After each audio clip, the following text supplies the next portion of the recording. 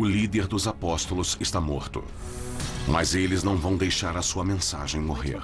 Quando falamos sobre como esse pequeno grupo marginal de homens acuados começou um novo movimento religioso... Como isso pôde acontecer? 12 homens em uma corrida contra o tempo para salvar o mundo. Quando pensamos sobre todos os obstáculos no caminho, perseguições, martírios, crucificações... É um dos acontecimentos mais impressionantes da história da religião. A vida secreta dos apóstolos. A estrada para Jerusalém. Ano 30 depois de Cristo. Era uma sexta-feira no Pessar, ou próximo a ele. Até hoje, chamamos esse dia de Sexta-feira Santa. Mas a primeira Sexta-feira Santa não foi um bom dia para Jesus.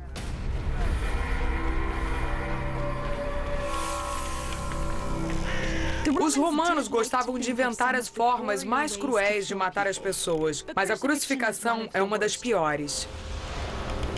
O mais difícil numa crucificação é respirar. O condenado precisa tentar se levantar na cruz.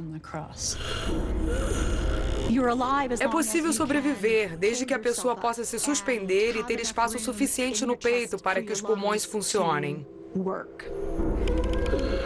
Os pregos causam uma dor agonizante nos braços e nas pernas do criminoso.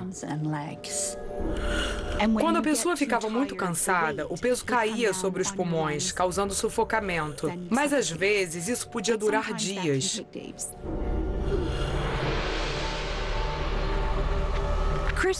As crucificações serviam para intimidar.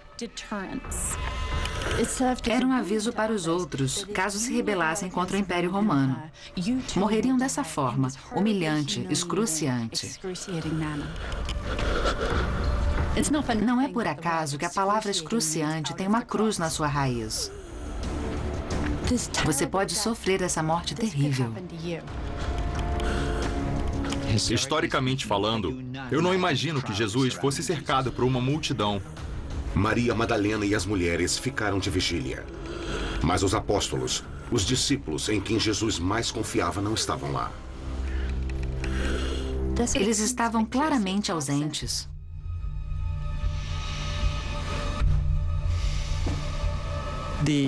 Os apóstolos se trancaram em um quarto por medo. Eles não tinham a menor ideia do destino que os aguardava.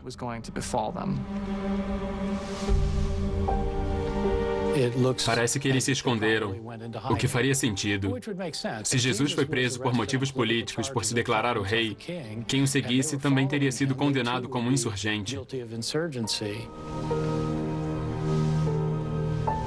Eles sabiam que, a qualquer momento, os guardas romanos poderiam bater na porta para prender e executá-los também. Esses homens cujo mundo havia sido virado de cabeça para baixo são os 12 escolhidos de Jesus. O mais importante sobre os apóstolos é o nome, os 12. Por que não 9 ou 14? 12 é um número muito simbólico. São as 12 tribos de Israel. Assim como houve uma vez 12 tribos, deveria haver 12 apóstolos. Eles eram judeus que viviam na Galileia. Nos evangelhos, alguns são descritos como os pescadores. Então sabemos que a maioria era comerciante. Eles não tinham nenhum estudo formal sobre assuntos religiosos, não mais do que qualquer outra pessoa da época teria. Jesus apareceu e fez uma proposta muito radical. Por que você não deixa a vida que sempre conheceu durante todo o seu tempo nesse planeta para me seguir? Eu tenho umas ideias malucas.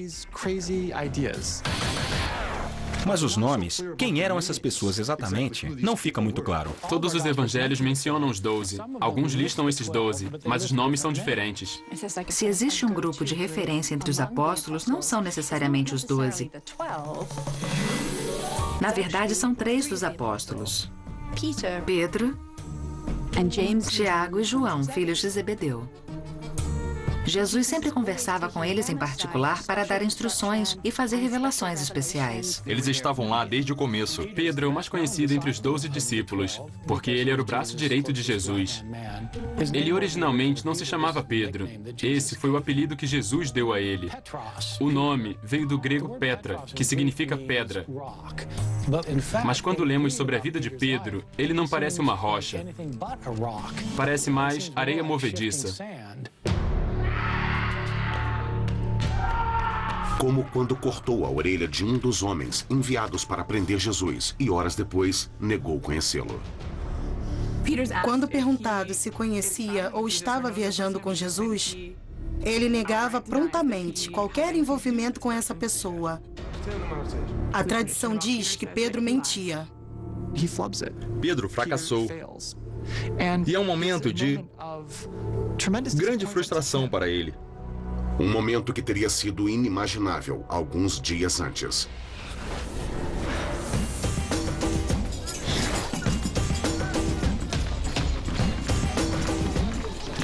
Os apóstolos viajaram com Jesus e um pequeno grupo de seguidores para celebrar o Pessah em Jerusalém. A Páscoa judaica celebra a libertação das tribos de Israel da escravidão no Egito. Mas eles também estavam antecipando o futuro quando esperavam que Deus os libertaria dos atuais opressores, os romanos. O governador romano na época era Pôncio Pilatos, e ele tinha consciência de que as coisas podiam sair do controle rapidamente. Para os romanos, Jesus não era ninguém, mas eles não podiam deixar que ele se tornasse alguém. Para Pilatos, a forma como Jesus e os apóstolos entraram em Jerusalém era uma provocação à autoridade do império. Eu considero um fato histórico que ele entrou em Jerusalém montado em um burro. Sem dúvidas, Pilatos estava sobre um cavalo. Foi uma perigosa zombaria a Pilatos. A questão é que Jesus era subversivo. Era uma grande ousadia. Esse jovem da Galileia estava fingindo que havia outro tipo de império, especificamente o império de Deus. Não é de espantar que ele tenha acabado crucificado. No século I, havia muitas ideias diferentes sobre como o Messias poderia ser. Mas nenhuma delas previa uma morte humilhante e agonizante.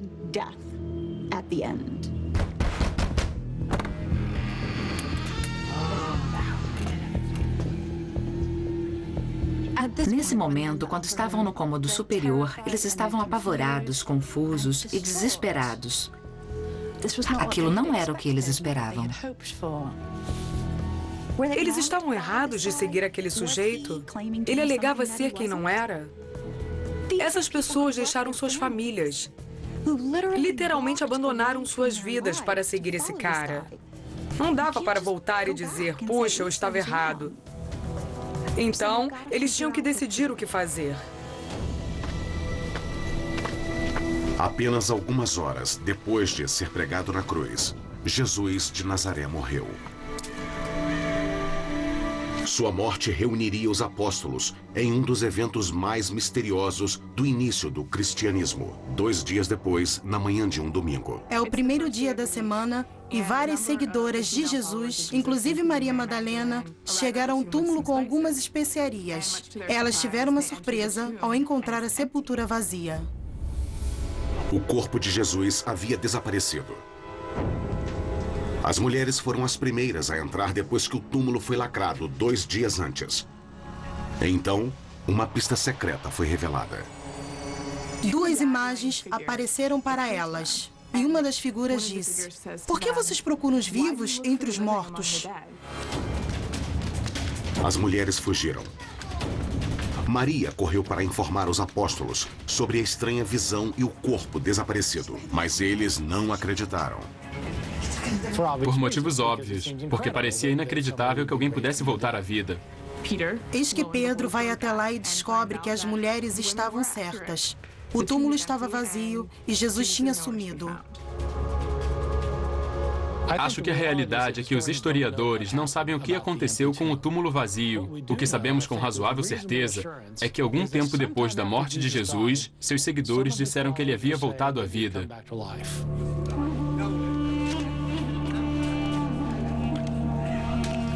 Eles começaram a ver Jesus. Jesus aparecia para eles.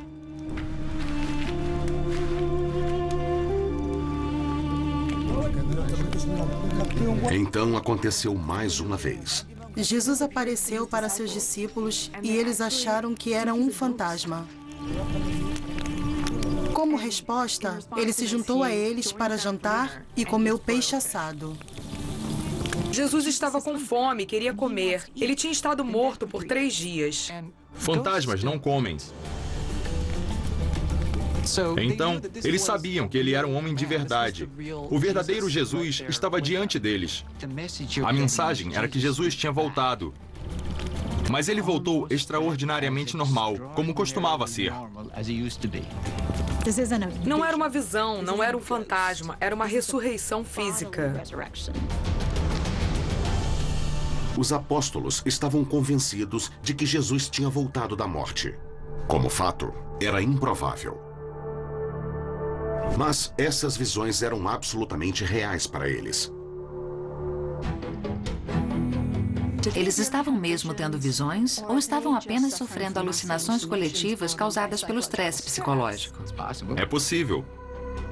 Mas no século I, as visões eram consideradas uma parte normal da vida. Para eles, as visões eram reais, como sempre são para quem as tem. Mas elas nem sempre são o começo de religiões mundiais. O que estamos tentando entender é por que essas visões fizeram o que fizeram. Isso está relacionado ao que a ressurreição confirmou para os apóstolos. Deus não ressuscita pessoas à toa. Ele escolheu esse homem. Sabe o cara que acabou de ser crucificado? Foi ele que Deus escolheu para trazer de volta a vida. Isso confirma tudo o que eles acreditavam quando começaram a seguir Jesus. Ele tinha que ser o Messias, porque agora ele era mais poderoso do que a morte. Ele era o soberano, ele era o Senhor, o futuro rei do reino que estava por vir. O Jesus ressuscitado diz a seus homens que eles foram escolhidos por ele para espalhar sua palavra em todas as nações da terra. Mas antes que isso pudesse acontecer, eles iriam precisar de poder. Ele não disse quando, nem como esse poder viria. Depois, Jesus ascendeu para o céu e deixou seus apóstolos com o maior mistério de suas vidas. De acordo com os evangelhos, os apóstolos fizeram uma jornada da Galileia até Jerusalém para esperar um sinal de Jesus. É quase impossível saber quando ou se a viagem realmente aconteceu. Infelizmente, os registros históricos do Império Romano não dizem nada sobre o início do cristianismo. É um verdadeiro buraco negro. Mas pode haver pistas em um livro da Bíblia. O livro de Atos é o primeiro relato histórico da igreja. Não sabemos quem escreveu, mas o chamamos de Evangelho de Lucas. Ele escreveu os Atos dos Apóstolos para contar a história do início da igreja. Os Atos dos Apóstolos oferecem uma boa história fictícia. Não é bom registro histórico. É uma amálgama de fatos e ficção, do ponto de vista de talvez 100 anos após a morte de Cristo. Ao relatar esses eventos aparentemente inverossímeis, Lucas estava tentando seduzir o leitor a querer ouvir a história, a ouvir mais e talvez se juntar ao movimento. O livro de Atos começa com uma série de eventos milagrosos. Um dos primeiros acontece no Festival de Pentecostes, a palavra grega para a festa judaica, Shavuot, que celebra o momento em que Deus entregou os 10 mandamentos a Moisés. Pedro conduzia a cerimônia, quando de repente... O Espírito apareceu. De repente, eles ouviram um barulho, como uma ventania. E línguas de fogo atingiram cada um dos discípulos. Subitamente, os discípulos começam a falar em outras línguas. Não estamos falando de línguas que são encontradas nas igrejas carismáticas.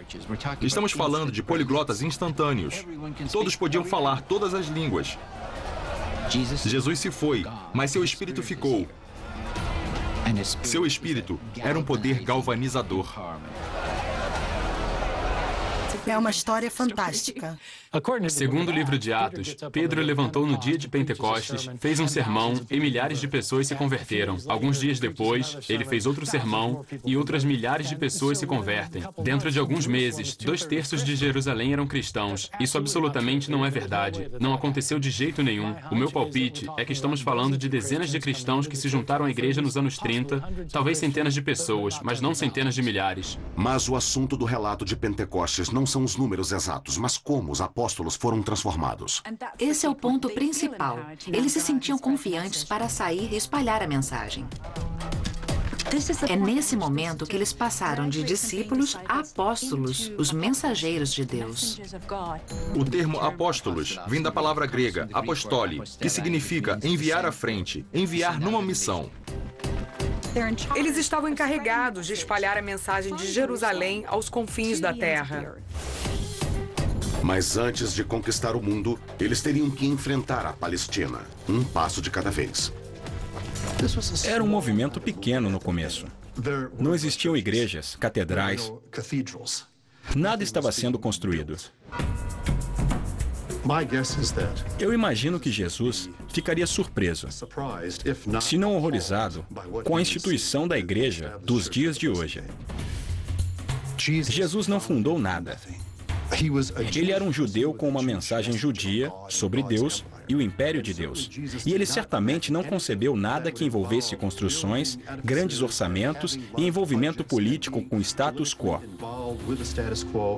Jesus era realmente contra tudo isso e tinha uma visão diferente.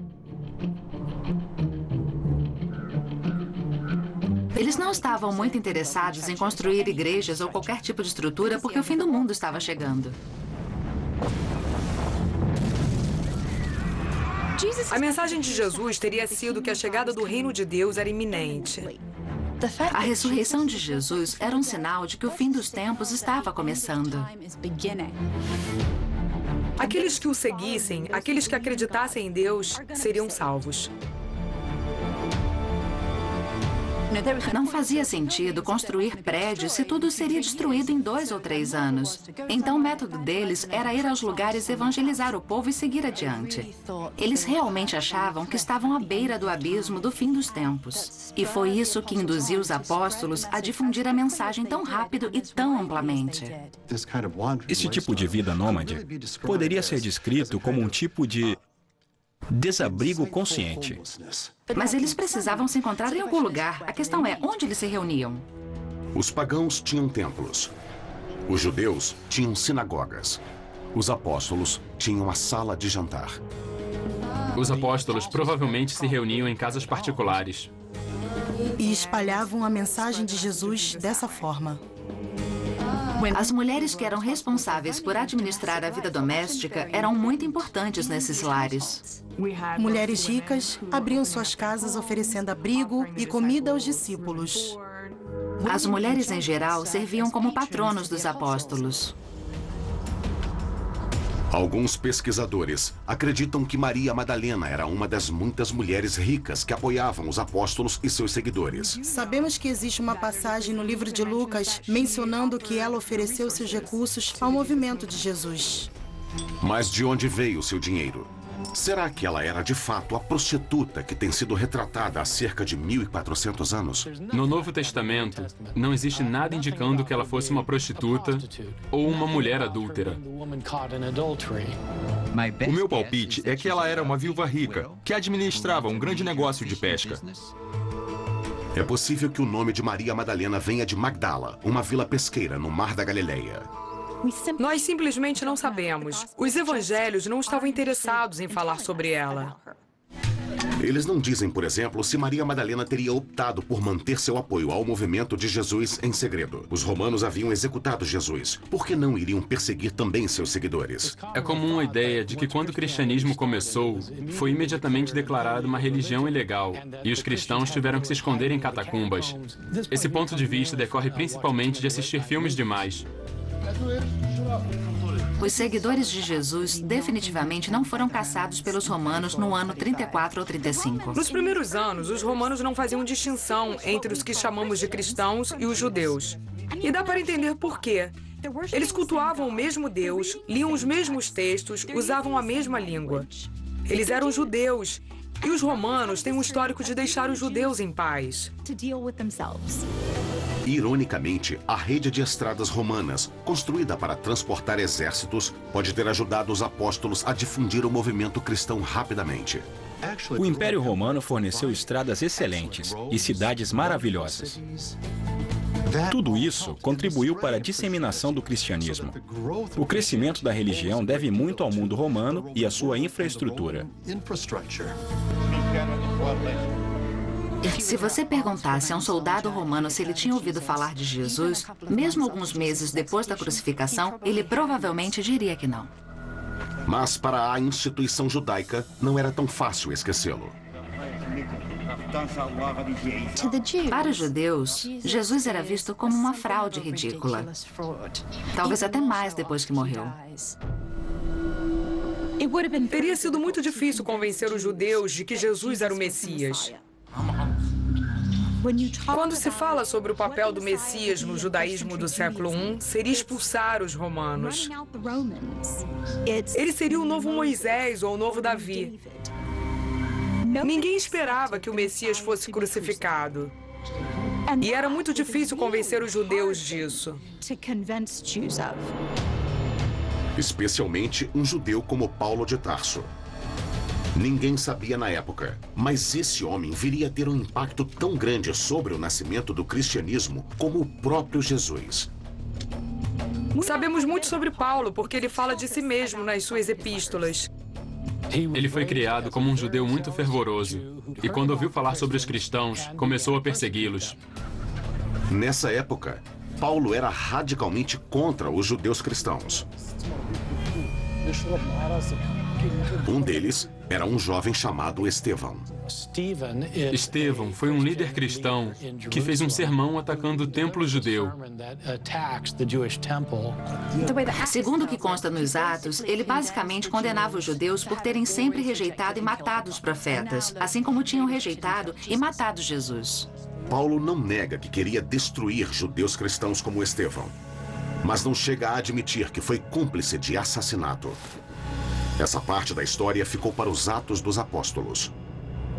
Os Atos colocam Paulo no apedrejamento de Estevão.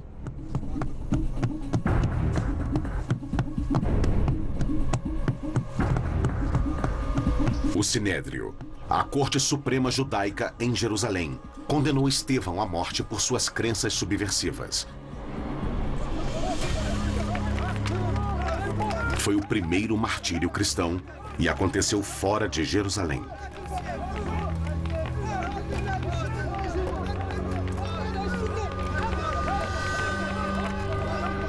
Os Atos nos levam a crer que Paulo estava realmente envolvido nisso, de alguma forma. Não sabemos até que ponto essa história é verdadeira. Se estamos querendo uma narrativa realista, não é o caso. Para começar, o texto coloca Paulo em Jerusalém. O próprio Paulo nunca disse que esteve em Jerusalém. Lucas descreve a morte de Estevão como ato de uma multidão. Todos tiveram um acesso de fúria e correram para apedrejar o homem. Mas os romanos não permitiam que os judeus executassem uns aos outros por diferenças de opinião religiosa. Isso criaria muita confusão. Verdade ou ficção? A presença de Paulo no apedrejamento de Estevão provoca uma das reviravoltas mais dramáticas na história do cristianismo. Alguma coisa aconteceu a ele. O chamado incidente da estrada de Damasco, que mudou completamente a vida dele. O livro de Atos diz que ele estava na estrada para Damasco e ia perseguir os cristãos de lá com a autorização dos líderes judeus de Jerusalém. Ele estava a caminho quando viu um clarão ofuscante. Uma luz forte brilhou sobre Paulo e ouviu-se uma voz que disse: Paulo, por que você está me perseguindo? E Paulo perguntou, quem está falando? E a voz disse, eu sou Jesus, aquele que você está perseguindo. Então Paulo ficou imediatamente cego. Ele teve que ser levado pela mão até Damasco. Paulo recuperou a visão. E ele deu uma guinada radical. De perseguidor a apóstolo. As epístolas do próprio Paulo não dizem nada sobre seu encontro milagroso na estrada de Damasco. O relato de Paulo é muito mais simples. Ele só diz: quando Deus revelou seu Filho dentro de mim, em mim, como uma experiência interior, eu me tornei uma pessoa diferente. Paulo alega que sentiu sua vocação com a própria revelação pessoal de Jesus. A história final é a mesma. Paulo deixou de ser um perseguidor e veio a ser um dos melhores, ou o melhor apóstolo do movimento.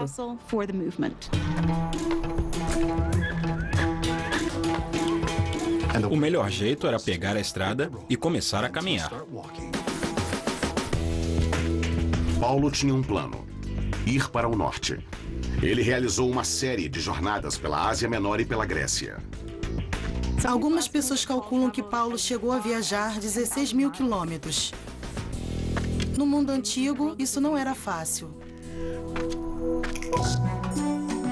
Enquanto isso, os apóstolos continuavam seu trabalho na Palestina. Eles encontraram mais receptividade quando estavam realizando curas, espantando espíritos e curando paralíticos. Existem histórias de pessoas que traziam os parentes doentes em colchões e os deitavam na rua. O que distinguia os seguidores de Jesus é que eles não aceitavam pagamentos. Era isso que o cristianismo estava oferecendo às pessoas. Assistência médica de graça, numa época em que as consultas médicas eram muito caras. Então, por esse motivo apenas, as pessoas se juntaram em volta de Pedro, Filipe e João em busca de cura. E uma vez lá, formavam um público atento. Daí eles diziam: o fim do mundo está próximo. E se você não agir logo e não se juntar ao movimento de Jesus, o mundo pode acabar e você pode ir para o inferno. É uma oferta com tempo limitado. Compre agora ou você não será salvo. Dá para ver como, de repente, isso se tornou atraente. Os apóstolos já estavam fazendo avanços com os judeus, porque eles já cultuavam o mesmo Deus. Mas com os gentios, a história era diferente. Os seguidores de Jesus passaram a pregar aos gentios, os não-judeus. O que caracterizava os gentios no Império Romano é que todos eles eram politeístas. Eles adoravam vários deuses. Hoje, eles são chamados pelos pesquisadores de pagãos.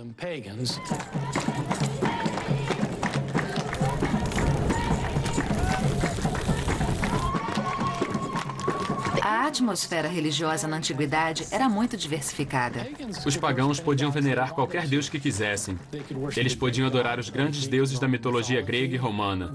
Podiam cultuar seus deuses locais, os deuses das cidades, da floresta, dos rios, do pasto, da guerra. Havia deuses do amor, deuses da fertilidade. Era um mundo povoado por essas personalidades sobre-humanas.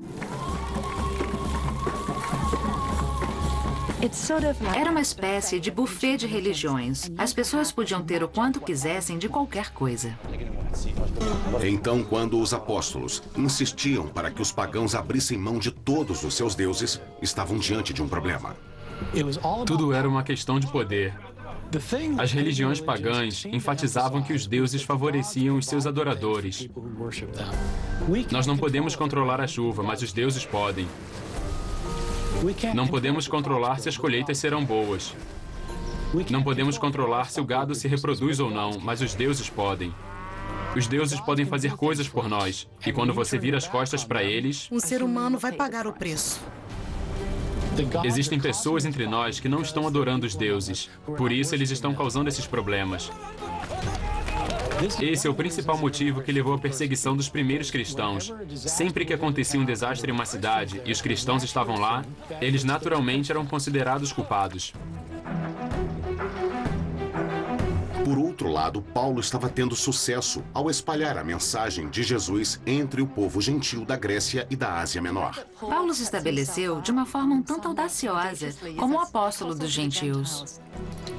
Aparentemente, Paulo achava que a mensagem de salvação não era só para os judeus. A mensagem da salvação de Deus deveria atingir todo o mundo. E ele acreditava que tinha sido convocado por Cristo para levar essa mensagem aos gentios. Na verdade, Paulo era um estrategista brilhante. O plano dele era pular as cidades menores e se concentrar nas capitais. Muita gente saía das outras cidades e ia à capital regularmente para fazer todo tipo de negócio. Então, se a mensagem chegasse à capital, ela seria difundida. Paulo contava com um bom esquema. Ele comercializava couro. E quando as pessoas chegavam para comprar, ele começava a falar com elas. Primeiro, ele sabia falar a língua. Paulo falava grego. E como Paulo podia se comunicar, não havia limites para onde sua mensagem poderia chegar. Depois ele misturava um pouco de religião. Você corre o risco de ser jogado no inferno, onde vai ser queimado e o enxofre vai cobrir o seu corpo. Você vai estar perdido para sempre. Você quer estar ao lado de Jesus ou quer ser deixado para trás? Essa era a mensagem incisiva de Paulo. Mas ele era muito bom em fechar o negócio ao convencer os pagãos de que o Deus judeu era mais poderoso. Mais poderoso do que todos os deuses pagãos. Como, por exemplo, mostrou a ressurreição de Jesus, além dos milagres realizados por seus seguidores. Um Deus poderoso o bastante para protegê-los da ira de todos os outros. Uma divindade universal que era responsável pela criação do mundo inteiro, de todas as pessoas nele e pelo que seria a destruição iminente. Funcionou. O movimento de Jesus crescia. E Pedro e Paulo, seus dois pilares, estavam em completa sintonia. Os Atos queriam retratar Pedro e Paulo quase como duas metades de uma laranja, digamos. Mas o fato é que havia uma certa tensão entre eles. Paulo era extremamente diferente dos outros. Eles não eram alfabetizados, não eram letrados, não vinham da alta sociedade. Estamos falando de pescadores. Paulo era um sujeito que chegou do nada. Ele era estrangeiro, provavelmente tinha sotaque. E só o fato de saber escrever indica que Paulo claramente era rico e privilegiado. E a verdade é que ele não sabia quase nada sobre Jesus. Paulo nunca ouviu. Paulo não estava na Galileia. Ele não tinha viajado com Jesus vivo. Ele não esteve na crucificação. Daí, um dia ele apareceu e disse: "Eu tive uma visão de Jesus e agora também vou ser um apóstolo." Dá para imaginar como isso teria sido frustrante para os seguidores originais de Jesus. Mas ele queria ser levado a sério. Ele queria ser um apóstolo. Mas ele tinha um passado negro. As pessoas sempre lembravam: você já foi um sujeito do mal. E você era contra a gente e agora você vem com esse papo de que é um de nós, um homem de Jesus? Fala sério, Paulo. Houve tentativas de criar um consenso. Como quando Paulo convidou Pedro para uma refeição com os gentios que ele havia convertido na cidade de Antioquia. Paulo queria que seus novos irmãos se sentissem em casa. E isso significava comer o que eles comiam, que não era kosher. Paulo explica. Nos sentamos todos juntos, um corpo, um grupo de devotos, compartilhando. E então Pedro é preso por seus irmãos de Jerusalém. Seu crime foi comer alimentos que não eram kosher, com não-judeus. A opinião de Paulo é: se o nosso movimento vai incluir os gentios convertidos, precisamos comer com eles todos juntos. O pessoal de Jerusalém não concordou e Pedro cedeu à pressão. E Paulo disse: eu levantei e confrontei ele. Agora você acha que precisa ser kosher? E você acha que nós somos seguidores de segunda classe? Paulo achava que era hipocrisia. De acordo com Paulo, ele e Pedro nunca se reconciliaram. E em nenhum momento, Paulo duvidou que sabia o que era melhor para o movimento. Paulo insiste que recebeu seus evangelhos diretamente do próprio Jesus Cristo. Que ele não tinha aprendido nada sobre o que estava fazendo com nenhum ser humano. Ele recebeu tudo de Jesus. Como, por exemplo, decidir se os gentios que aceitassem Jesus deveriam ou não ser submetidos aos tradicionais costumes judeus, como a circuncisão. Nos primeiros anos, o cristianismo ainda era um movimento judeu e a circuncisão é uma lei imutável que todos os judeus devem seguir. Mas Paulo defendia firmemente a isenção dos gentios. Paulo não achava que a circuncisão era um requisito para ser um seguidor de Jesus. Ele dizia claramente que os gentios que passassem a acreditar em Jesus não precisavam ser circuncisados. Que Jesus havia morrido para salvá-los e era nisso que eles precisavam acreditar. Se a lei pudesse nos salvar, não precisaríamos de Jesus. E acho que no final das contas, Paulo era muito prático. Eles estavam tentando difundir uma religião, mas colocavam essa imposição no caminho. Você vai fazer o quê? Com o meu... o quê? Não dava para converter um monte de homens adultos. De jeito nenhum. E quando uma facção rival da Galácia o desafiou, ele não mediu palavras. Ele basicamente começa sua epístola assim: seus Gálatas idiotas, e depois só piora. Paulo disse, não, deixem o meu povo em paz. Eles são seguidores de Jesus. Não precisam de circuncisão. Sabe de uma coisa? Eu queria que todos vocês que adoram as suas facas e estão loucos para fazer umas circuncisões, cortassem as suas próprias coisas. Como a circuncisão estava fora de questão para os gentios, Paulo precisava oferecer a eles outro ritual de iniciação. O batismo fazia parte e era muito comum no judaísmo na antiguidade. E Paulo adaptou o ritual para que os gentios pudessem renascer como seguidores de Jesus. É um novo começo. Eles podiam recomeçar a vida como seguidores de Jesus. O batismo se revelou um sucesso para o movimento de Jesus. Impressionante para um homem que nem conheceu Jesus. Mas, apesar do sucesso de Paulo, o nascente movimento de Jesus ainda enfrentaria muitos obstáculos. Os problemas começaram no ano 41. Roma empossou um novo rei na Judéia, Herodes Agripa, que era judeu. Foi uma boa notícia para os judeus. Para os seguidores de Jesus, nem tanto. E para Tiago, foi muito ruim. Segundo os Atos, Herodes Agripa chegou ao poder e, para angariar a simpatia dos judeus, mandou decapitar o apóstolo Tiago. E imediatamente depois, ao perceber o sucesso que teve, mandou prender Pedro, provavelmente com a intenção de fazer a mesma coisa com ele. Ele estava na prisão e, de repente, um anjo apareceu. Pedro achou que fosse um sonho e o anjo falou para ele se levantar rápido. E as correntes simplesmente se soltaram das mãos dele.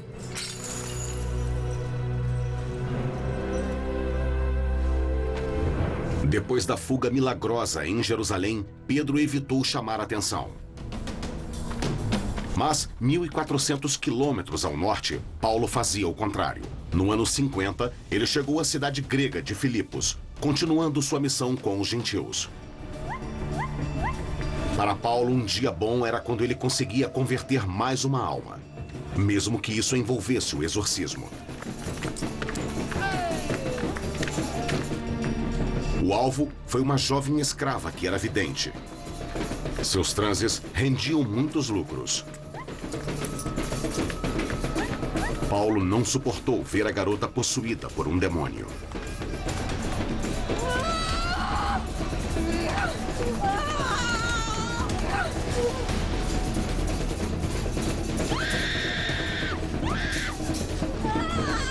Os donos dela retribuíram o favor, delatando ele.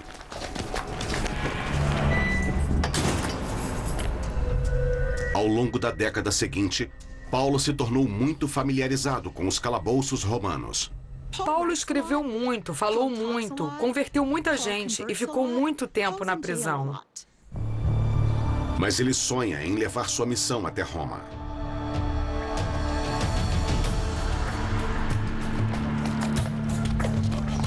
Um relato que nunca chegou a entrar na Bíblia diz que Paulo chegou a Roma como um homem livre. Paulo queria ir a Roma. Assim ele teria uma plataforma de lançamento para levar o evangelho até os confins do mundo. Mas a Bíblia conta uma história mais sombria. Ele foi preso em Jerusalém e levado a Roma para ser julgado. O livro de Atos termina com Paulo preso em Roma. Paulo estava atrás das grades. Tiago havia morrido. E Pedro desapareceu. Mas o que aconteceu com o resto dos 12 apóstolos? O que a Bíblia diz sobre eles? Nada. Nós praticamente não temos informação sobre os outros apóstolos. Mas temos lendas sobre as mortes horríveis. Barnabé foi esfolado até a morte na Armênia. Tomé foi morto com lanças. Por assassinos na Índia. André foi executado numa cruz em forma de X, provavelmente para aumentar o sofrimento. Nunca vamos saber se essas lendas são verdadeiras. Mas no ano 66, houve um acontecimento muito real. Muitos acharam que o apocalipse estava começando. No ano 66, muitos habitantes da Judéia estavam fartos do domínio romano e houve uma insurreição. Os romanos sitiaram a cidade de Jerusalém e o cerco durou vários anos. Os relatos que temos desse cerco a Jerusalém são pavorosos. As pessoas morriam dentro da cidade. Não tinham água, não tinham comida nenhuma. Os romanos usavam um método muito legal para cercar uma cidade murada. Eles montavam acampamento no lado de fora e ficavam lá, simplesmente esperando que as pessoas morressem ou se entregassem. E isso acabou acontecendo entre os anos de 66 e 70. Por fim, os romanos entraram, destruíram o resto da cidade e depois destruíram o templo de Deus. O sagrado templo de Deus foi arruinado. Um grande trauma para a comunidade judaica. Isso foi um cataclismo para os antigos judeus. E juntando esse evento, a mensagem cristã de que o fim estava próximo, de que Deus iria trazer o julgamento, os cristãos começaram a ver a destruição do templo como uma punição divina pela morte de Jesus. E isso parece ter sido um divisor de águas. Um divisor de águas entre a era judaica, a qual pertenciam os apóstolos, e uma nova era que viria a ser chamada de cristã. Em algum momento no final do século I, os seguidores de Jesus começaram a usar o termo cristão para se referir a si mesmos. No século IV, o imperador Constantino se converteu. E 1000 anos depois, Roma se tornaria o centro do mundo cristão. Diz a lenda que foi na cidade de Roma que Pedro e Paulo morreram. Temos uma fonte do século I indicando que Pedro e Paulo foram executados durante as perseguições de Nero no ano 64. Um grande incêndio consumiu a maior parte de Roma. Conhecemos a história de Nero tocando rabeca enquanto Roma ardia em chamas. Isso era muito ruim para sua imagem e ele precisava botar a culpa em alguém. Foi muito fácil culpar os cristãos porque, de qualquer forma, ninguém gostava deles. É possível que Paulo tenha sido um dos cristãos que foram executados.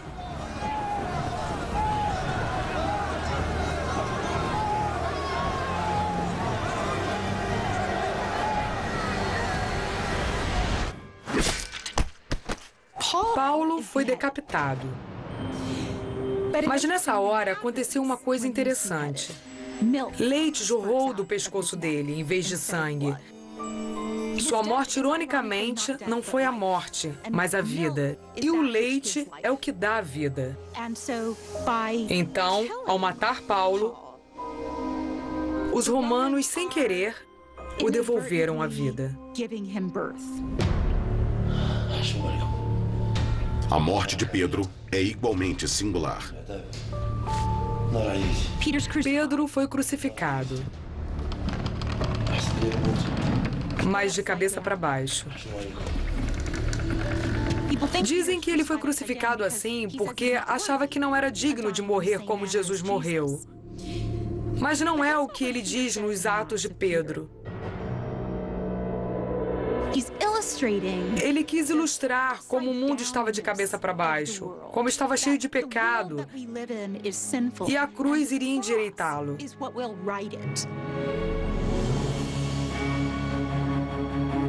No ano 70 depois de Cristo, a maioria dos apóstolos estava morta. E o movimento estava em outras mãos.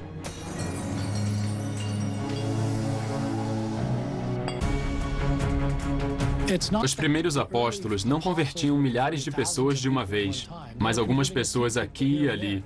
Mas essas poucas pessoas converteram outras pessoas, que converteram outras, e o movimento começou a crescer. É um dos acontecimentos mais impressionantes na história da religião. Quando a gente pensa que esses seguidores tiveram que superar perseguições, martírios, prisões, crucificações, e ainda assim deram início a uma religião mundial, é espantoso.